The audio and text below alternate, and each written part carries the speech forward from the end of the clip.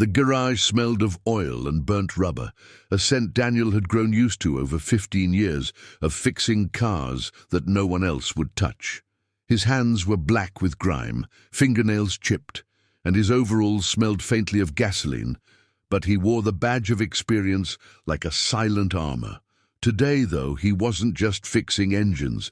Today, he was about to expose something far more dangerous than a faulty brake system. The job had started like any other.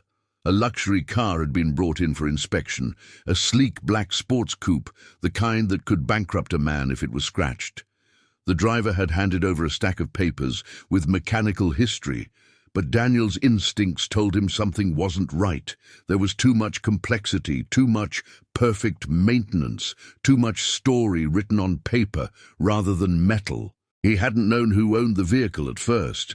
When he opened the office door, a woman swept in, all heels and perfume, the kind of presence that made a room feel like it had suddenly shrunk.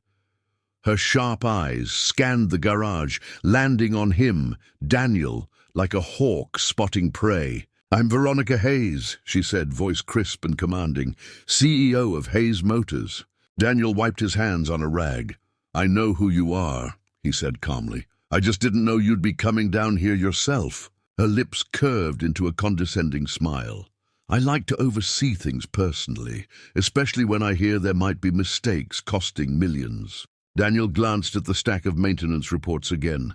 Something felt off.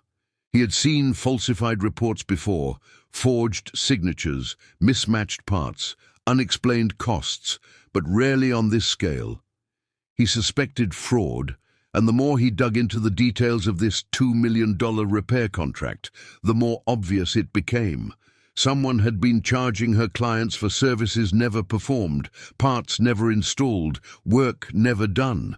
Veronica walked past him, inspecting the car with practiced ease. "So, what do you think?" she asked, already expecting praise for her luxurious investment. Daniel's voice was neutral, almost quiet. "It doesn't add up." She raised an eyebrow. "Excuse me?" "The invoices," he said, tapping a report. "The parts listed here, they were never installed. Labor hours were inflated. The total cost doesn't reflect the actual work." Her expression flickered. A polite smirk tried to cover it, but her eyes betrayed something: irritation, shock, maybe even fear. "Are you implying—" "I'm implying," Daniel interrupted gently, "that someone has been defrauding your company and your clients." Veronica laughed, sharp and hollow. "You? A mechanic from some garage in the suburbs? Surely you're mistaken." Daniel met her gaze without flinching.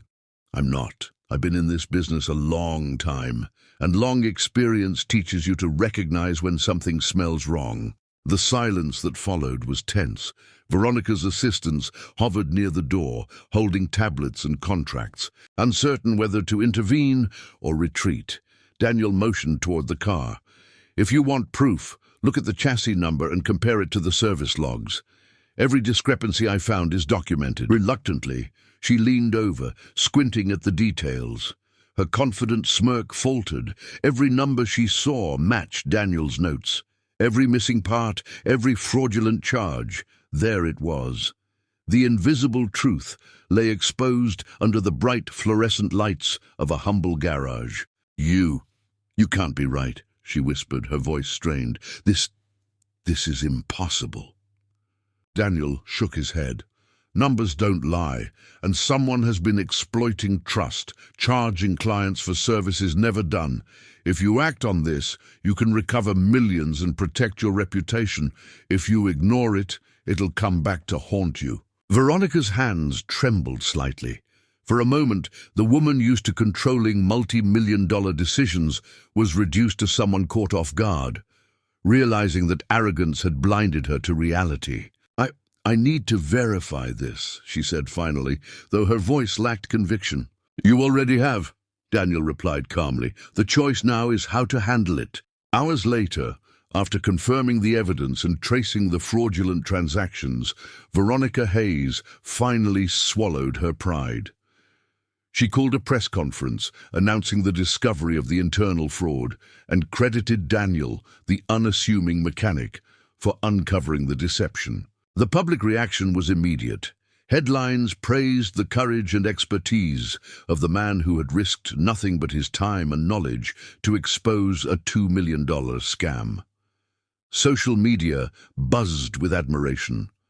Corporate blogs dissected the scandal, focusing on the irony of a mechanic uncovering fraud in the offices of a multi-billion-dollar empire.